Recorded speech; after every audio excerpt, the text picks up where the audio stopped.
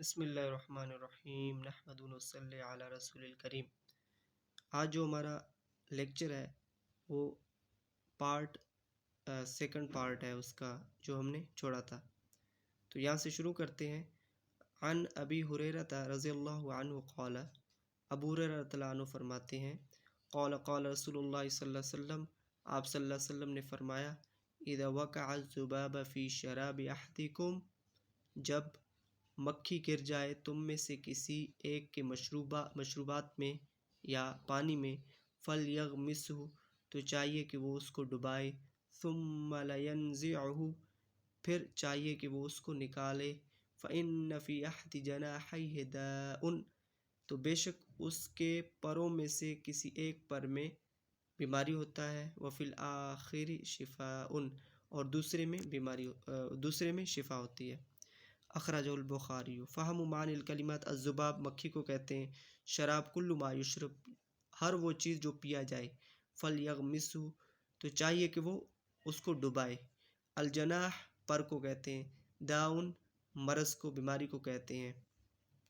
والحدیث دلیل علی ان الذباب لو مات، یہ حدیث دلیل ہے کہ اگر مکھی مر جائے، لا ینجسو، تو وہ نجس نہیں کرتا اس کو، یعنی کہ جس چیز میں گر جائے اس کو نجس نہیں کرتا۔ اس میں ہمیں یہ بات معلوم ہوتی ہے اس حدیث سے جو گزر چکا۔ وَاِسْتَنْبَطَ مِنْ هَذَا حُکْمُ كُلُّ مَا لَيْسَ لَهُ دَمٌ مَسْفُوحٌ كَالنَّحْلَةِ وَغَيْرِهِ، یعنی کہ اس سے جو حکم استنباط کیا جاتا ہے کہ ہر وہ چیز جس میں دوڑنے والا خون نہ ہو، مَا لَيْسَ لَهُ دَمٌ مَسْفُوحٌ كَالنَّحْلَةِ، جیسا کہ شہد کی مکھی اور اس کے علاوہ، تو اس میں کیا ہوتا ہے کہ وہ نجس نہیں کرتے کسی چیز کو جس چیز میں گر جائیں۔ فقد اجمع اہل العلم علی ان کل ما لیس له نفس سائلۃ، پس اہل علم کا اس پر اجماع ہے کہ نہیں ہے اس میں دوڑنے والا خون، اذا وقع فی شراب، پھر جب وہ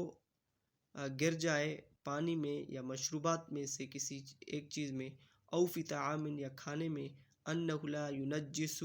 تو وہ نجس نہیں کرتا، لأن سبب تنجس هو الدم المحتقن، یعنی کہ جو نجس کا سبب ہے وہ خون، بہنے والا خون ہے، فی الحیوان بموتہ، جب وہ یعنی کہ جانوروں میں اس کے مرنے سے، وہذا السبب غیر موجود فیما لیس له دم سائل، یہ جو سبب ہے جس کی وجہ سے وہ جانور حرام ہے، یعنی کہ ان کا خون حرام ہے، اور اس تو لیس له دم سائل، تو ان میں یعنی کہ مکھی اور شہد کی مکھیوں میں وہ توڑنے والا خون نہیں بلکہ ایک جگہ ٹھہرنے والا خون ہے۔ ما یفید الحدیث وجوب غمس الذباب فی الاناء اذا وقع فی ثم طرحہ، یعنی کہ جو مکھی کا ڈبانا برتن میں جب وہ گر جائے پھر اس کو باہر پھینکنا، وَأَنَّ الْمَاءَ قَلِيلٌ لَا يُنَجِّسُ إِذَا مَاتَ فِيهِ مَا لَا نَفْسٌ لَهُ سَائِلٌ، یعنی کہ جب پانی تھوڑا ہو نہیں نجس ہوتا جب اس میں مر جائے کوئی جان جس میں یعنی کہ دوڑنے والا خون نہ ہو، جو یعنی کہ مکھی ہو، کوئی شہد کی مکھی ہو، پانی میں مر جائے تو وہ اس کو نجس نہیں کرتا، اسی وجہ سے کہ اس میں دوڑنے والا خون موجود نہیں۔ وَأَنَّهُ يُحَرِّمُ أَكْلَ الذُّبَابِ، تو جو ذباب کا کھانا تو حرام ہے۔ وعن ابی واقد اللیثی رضی اللہ عنہ قال قال النبی صلی اللہ علیہ وسلم، آپ صلی اللہ علیہ وسلم نے کیا فرمایا، ما قُطِعَ من البہیمۃ وہی حیۃ، جب کاٹا جائے یعنی کہ گوشت چوپایا مال سے، وہی حیۃ، اس حال میں کہ وہ زندہ ہو، فہو میت، تو اس کا جو کاٹا ہوا چیز ہے وہ مردار ہے۔ اخرجہ ابو داؤد و ترمذی و حسن و لفظ لہو، یعنی کہ جب جو جانور ہے وہ تو زندہ ہے لیکن زندہ جانور سے کوئی گوشت کا ٹکڑا کاٹ لینا یہ کیا ہے، حرام ہے، جس طرح مردہ حرام ہے اسی طرح وہ چیز بھی حرام ہے۔ فہم معنی الکلمات، تو سب سے پہلے ابو وقد اللیثی کا نام کے بارے میں ہے تو اس کو چھوڑتے ہیں۔ البہیمہ ہی کل ذات اربعین من الابل والبقر والغنم، یعنی کہ 4 پاؤں والے، جس طرح اونٹ ہو گئے، گائے ہو گئے، اور بکری، جس طرح دوسرے بکری کے قسم کے ہیں۔ والحدیث دلیل علی ان ما قوتی من البہیمۃ وہی حیۃ فہو میت، حدیث دلالت کرتی ہے اس پر کہ جب کاٹا جائے چوپائے مال سے کوئی گوشت اس حالت میں کہ وہ زندہ ہو، تو وہ جو کاٹا ہوا چیز ہے وہ مردار ہے، یعنی کہ وہ مردار کی طرح حرام ہے۔ فَأَكْلُهُ حَرَامٌ وَيَكُونُ نَجِسًا، تو اس کا کھانا حرام ہے اور وہ نجس ہو جاتی ہے۔ لما قدم النبی صلی اللہ علیہ وسلم المدینة وهم یجبون اسنم الابل ویقطعون الآیات الغنم فقال ما قوتی من البہیمة وہی حیۃ فہو میتہ۔ یہ واقعہ اس طرح پیش آیا کہ جب آپ صلی اللہ علیہ وسلم نے مدینہ کی طرف ہجرت فرمایا تو وہ وہاں کیا ہوتا تھا کہ اونٹ کی جو کوہان ہوتی ہے اس کو کاٹ لیا جاتا تھا اس حالت میں کہ وہ اونٹ زندہ ہوتا۔ فقال ما قوتی من البہیمۃ، اور الآلیات الغنم، آلیات الغنم دمبے ہوتے ہیں، ان کی جو دم ہوتی ہے تو اس کو بھی کاٹ لیا جاتا تھا۔ فقال صلی اللہ علیہ وسلم، تو آپ صلی اللہ علیہ وسلم فرمایا ما قوتی من البہیمۃ وہی حیۃ فہو میت، تو آپ صلی اللہ علیہ وسلم نے اس کو بھی مردار قرار دیا۔ ما یفید الحدیث ان ما قوتی من الحیوان المأکول حال حیاتی لا یؤکل، یعنی کہ جب کاٹا جائے من الحیوان المأکول، یعنی کہ کوئی کھانے والا گوشت، حال حیات ہی، یعنی کہ اس کی زندگی، یعنی کہ اس حالت میں کہ وہ زندہ ہے، حال حیات ہی لا یؤکل، تو اس کو کھایا نہیں جائے گا۔ لا یجوز الاخذ من الاسنمۃ الابل والآلیات الغنم وہی علی قید الحیات،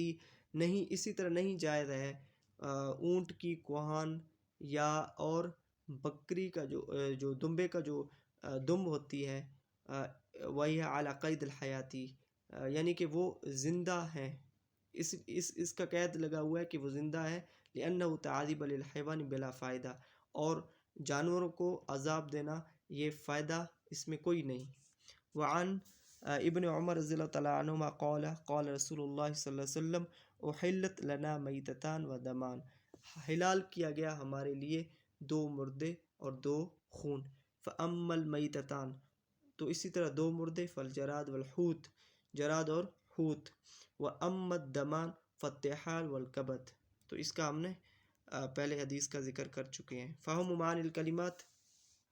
احلت ای بعد تحریم الذی دلت علیہ الآیات، الحوت السمکہ، یعنی کہ مچھلی جو ہے۔ هذا الحدیث يدل على حل ما ذکر فیہ من الجراد وغیرہ علی ای حال وجد، تو یہ حدیث دلالت کرتی ہے حلال ہونے پر جو ذکر کیا گیا اس میں جراد کا یا اس کے علاوہ، علی ای حال وجدہ، یعنی کہ جس حالت میں ملے وجدہ، فلا يعتبر في الجراد شيء سواء مات حتف انفی او بسبب وهذا القول الجمہور، یعنی کہ اس کا اعتبار نہیں کیا جائے گا کہ وہ کس سبب کے ساتھ مرا، یا اس طرح کہیں کہ سردی کی وجہ سے مری یا گرمی کی وجہ سے، تو اس کو نہیں دیکھا جائے گا، بلکہ ہم یہ دیکھیں گے یہ جو جراد ہے، اور جراد حلال ہے چاہے جس حالت میں بھی ملے ہمیں،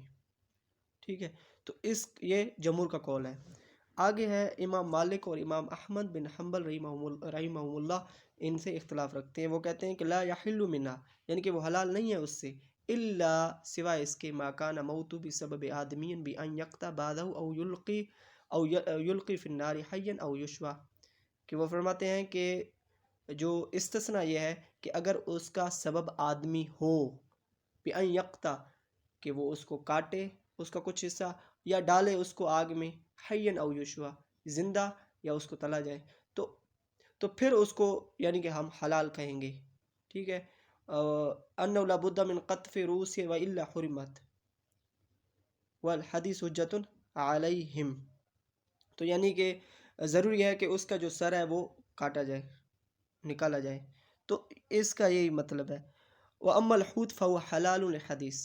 اور مچھلی حلال ہے حدیث کے اعتبار سے، ہوا طہور ما هو الحل میتۃ، اس کا جو دلیل ہے کہ اس کا پانی پاک ہے اور اس کا جو مردہ ہے حلال ہے۔ اس میں بھی اختلاف ہے احادیث میں، تو یہ چیزیں کچھ